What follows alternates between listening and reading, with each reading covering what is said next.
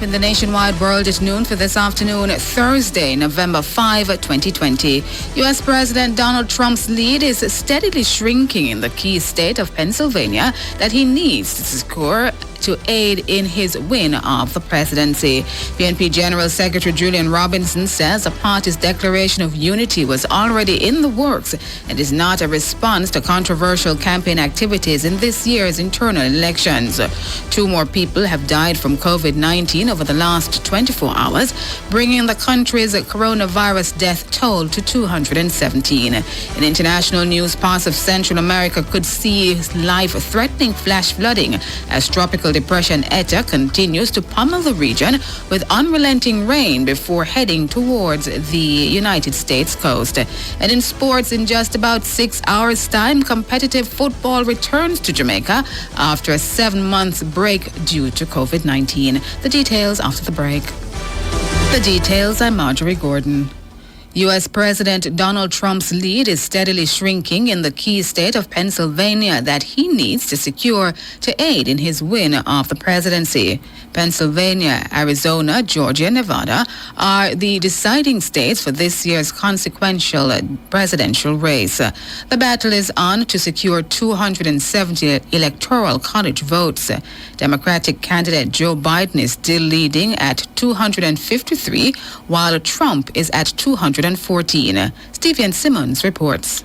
The race across all 4 key states is tightening. If Joe Biden holds the lead in Arizona and Nevada, he wins, and Pennsylvania won't matter. In Nevada, Matt Gutman of ABC News is reporting a very close race. It's really neck and neck between Joe Biden and President Trump at this point. Only 7,500 people separating them, about the number of people who can stay at the Mandalay Bay Hotel behind me. So very, very close. But the unofficial results are going to include mail-in ballots that arrived on or after Election Day, plus the votes of people who registered to vote on Election Day and voted on the same day. For President Trump to win, he needs Pennsylvania plus a number of other states. ABC's Trevor Hall says President Trump's lead keeps shrinking in Pennsylvania. A little less than 1 million votes that have to be counted. The president's lead is 165,000 votes. As I said, basically every percent that comes in, that lead is shrinking 20 or 30,000 votes. President Trump needs to win Pennsylvania. If he loses that lead of 165,000 and this state is called for Joe Biden, Diane, this election is over. In Georgia, President Trump is leading by a razor-thin margin with 96% of expected votes already in. Over in Arizona, it's the opposite. Biden has a slight lead with 86% of expected votes already in. In the latest updates, 99% of the votes have been counted in Michigan, with Biden still in the lead. In Wisconsin, Biden has been reported as the apparent winner. Trump's team has filed a lawsuit for a recount in that state.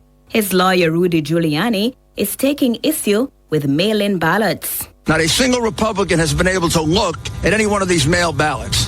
They could be from Mars, as far as we're concerned, or they could be from the Democratic National Committee. Joe Biden could have voted 50 times, as far as we know, or 5,000 times. However, Wisconsin's Attorney General Josh Kaul is dismissing claims of fraud by the Trump legal team. The claims of fraud are totally make-believe. We've had secure elections in Wisconsin, as we do across the country, and our system has repeatedly been tested. Like I said, we had statewide recounts. We also conducted after elections, and we have a lot of close elections. Our elections are carefully monitored, and what that has shown over and over again is that the results that we get are results that reflect the will of the voters. Stevie Simmons for Nationwide News. To local election news now, People's National Party General Secretary Julian Robinson says the party's declaration of unity was already in the works and is not in response to controversial campaign activities in this year's internal elections.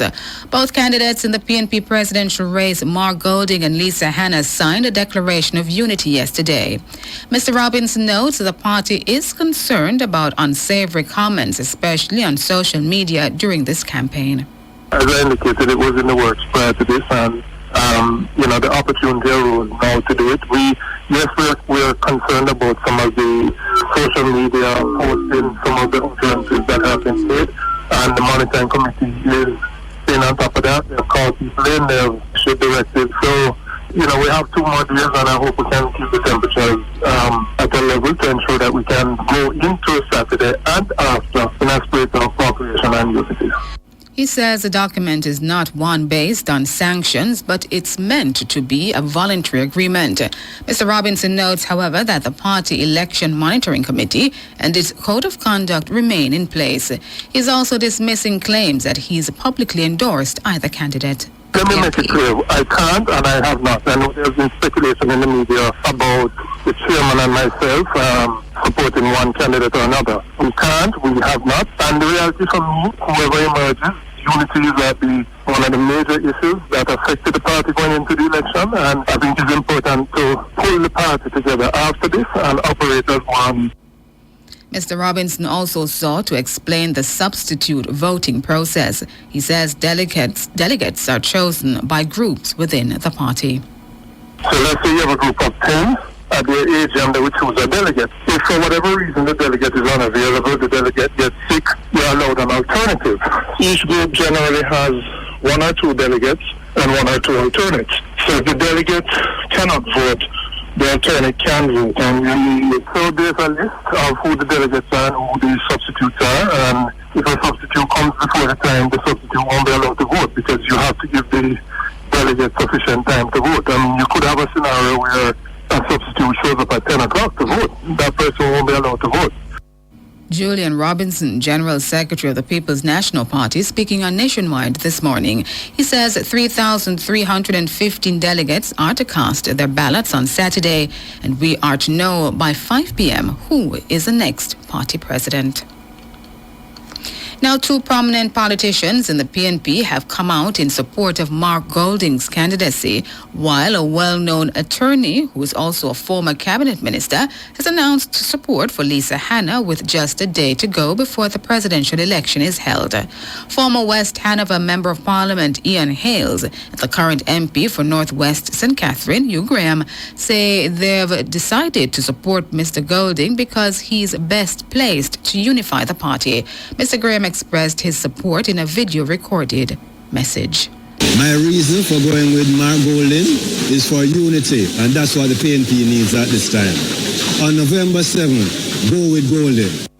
Hugh Graham, MP for North West St. Catherine, while Mr. Hales is describing Mr. Golding as an accomplished and suited to help lead the party. Mark Golding will unite the People's National Party, that's number 1. Mark Golding has the majority to travel across the country to visit each and every constituency in rebuilding the constituencies across the country. Mark Golding has the capacity. He has been a treasurer, Minister of Justice, and he has worked within the party, and he's a strong member of parliament from a strong constituency. Ian Hales, former West Hanover MP. Meanwhile, former Senate and veteran Queen's Counsel Katie Knight has announced that he's throwing his support behind Ms. Hanna for the presidency of the PNP. Knight says Ms. Hanna is a performer. Comrade delegates, greetings. I'm speaking directly to you. I'm here to enthusiastically support Lisa Hanna to be the next leader of our great party, the People's National Party. I gave it some consideration. I thought about it, and I reviewed Lisa's performance as a member of the cabinet. I reviewed her performance as regional chairman, her performance as a member of parliament. Katie Knight, former senator. 2 more people have died from COVID-19 over the last 24 hours, bringing the country's coronavirus death toll to 217. The deceased are a 64-year-old male from St. Mary and a 70-year-old male from St. Catherine. According to the latest update from the Ministry of Health, there were 2 other coincidental deaths and 3 are under investigation. The 2 deceased recorded in the category coincidental deaths are a 93-year-old male from Kingston and St. Andrew and a 72-year-old female from St. Catherine. Meanwhile, Jamaica recorded 47 confirmed COVID-19 cases over the last 24 hours. This brings the total number of cases to 9,373. The Health Ministry says 556 samples were tested. Majority of the cases are from St. Catherine. St. Catherine recorded 17 cases. 11 cases were recorded in Kingston and St. Andrew, 4 cases in Trelawney, and 3 each in Clarendon, St. James, and Westmoreland. St. Anne and St. Mary recorded 2 cases each, while St. Elizabeth and Manchester both had 1 case each. There were no cases recorded in Hanover, Portland, and St. Thomas.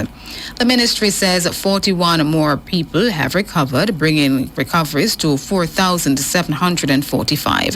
There are 4,287 active cases in total.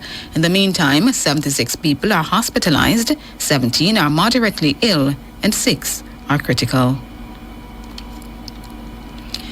Now, amid persistent heavy rainfall across the island, Member of Parliament for West St. Thomas, James Robertson, says floodwaters have forced some residents to seek refuge at shelters. More than 30 residents in Easington, St. Thomas, had to seek refuge at a shelter yesterday afternoon after their houses were flooded during heavy rains. Mr. Robertson noted that since the 3rd week of August, heavy rains have damaged several infrastructure in the parish. Tonna Thomas reports. A team from the St. Thomas Municipal Corporation visited the shelter yesterday to assess the situation amid the COVID-19 pandemic. Mr. Robertson says several residents in Islington are still stranded because their homes have been affected by the inclement weather conditions. He was speaking on Nationwide this morning. In terms of people being stranded, Islington is something that you are reporting, which is very, very true.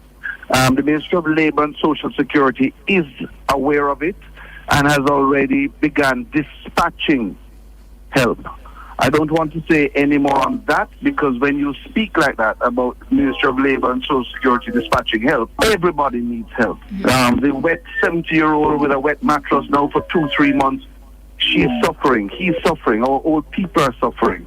We have weak roofs. Mr. Robertson says residents in other communities are also affected by floodwaters.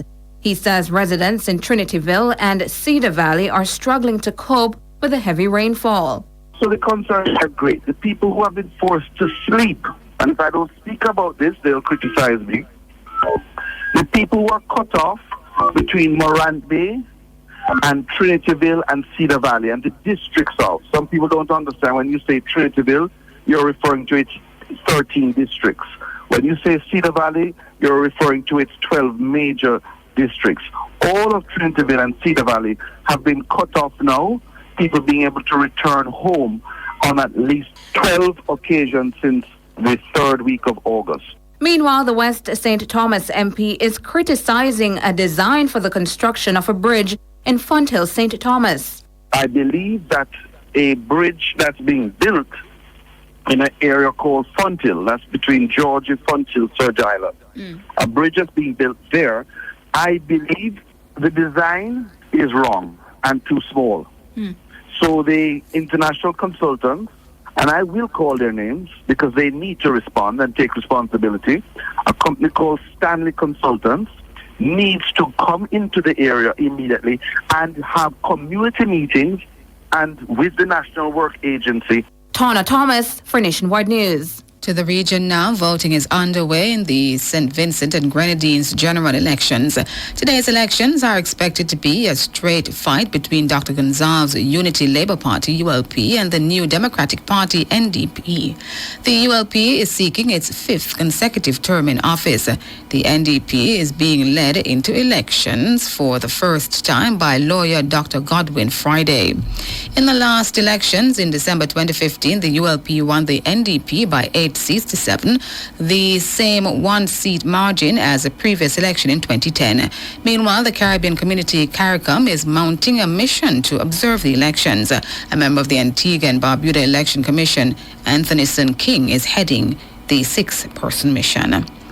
And parts of Central America could still see life-threatening flash flooding as tropical depression Etta continues to pummel the region with unrelenting rain before heading towards the United States coast.